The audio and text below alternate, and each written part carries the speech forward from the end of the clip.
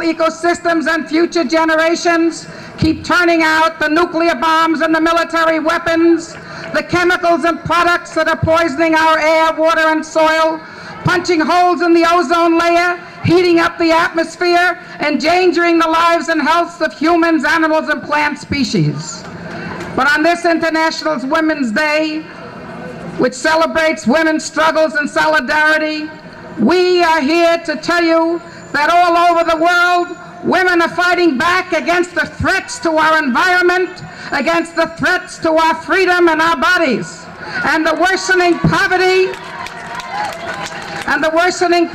that afflicts the majority of this planet's people. A few months ago, we held the World Women's Congress for a Healthy Planet in Miami. 1,500 women came together from 83 countries to put together a women's action agenda for the Earth Summit that the UN is holding in Rio de Janeiro in June. I believe, as we said at that meeting, that the political empowerment of women may well be the missing part of the equation that is necessary to restore the health of this planet. Why a Women's Congress?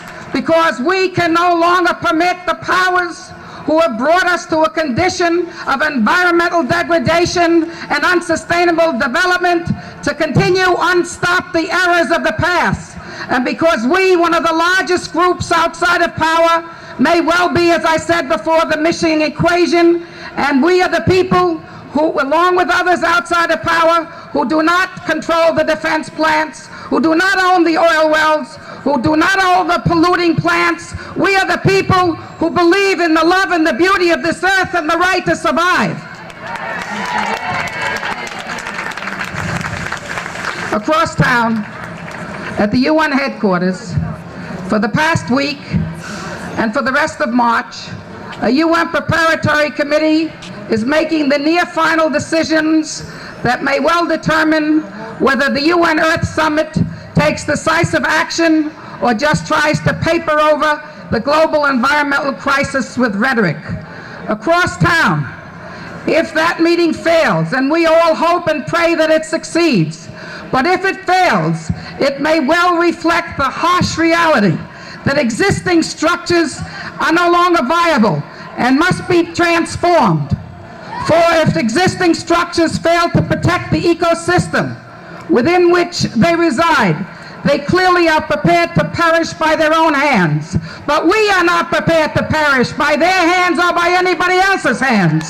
And we are determined that the people's voices will be brought into the halls of the United Nations, into the halls of governments, and into the back rooms of businesses to say that we, the people, demand that what has happened before must be turned around. This earth belongs to us. We intend to keep it. We intend to make it work. And we do not intend to allow you to continue to spoil it.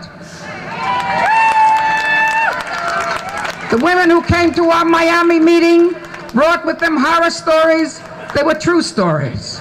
They told of poisoned rivers, radiation leaks, babies born deformed, of Eastern European children wearing gas masks to school, of toxic dump sites being located in black communities in the United States, and toxic wastes being exported to Africa and Asia.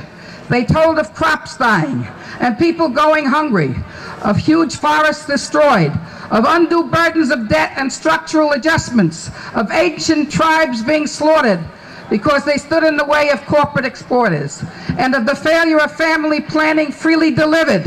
In almost every instance, women and children were the chief victims.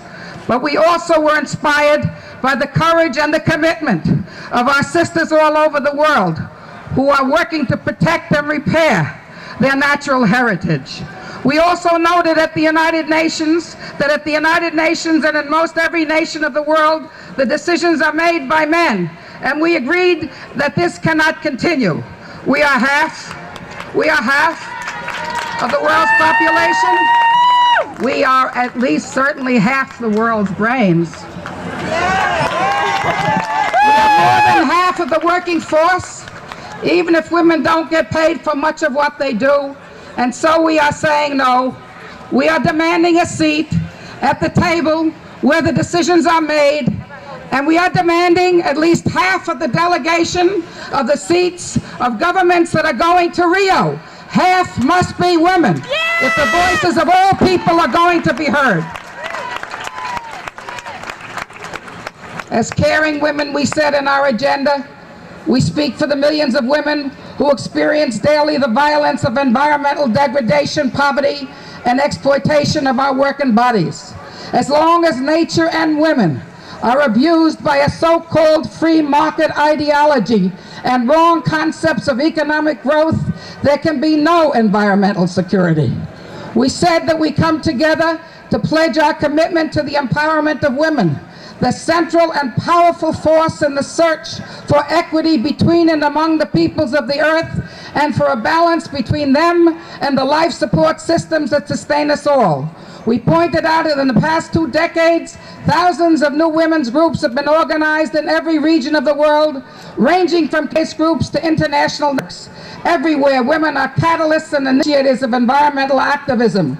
We celebrate the enormous role played by the military establishment and industries in making the 20th century the bloodiest and most violent in all of human history. We declare that it is urgent that resources currently consumed by the military, and have you noticed that they are now suggesting that the United States must be the benevolent, dominant sole power in this world in today's times in order to dominate what happens in every single country of the world? We reject that.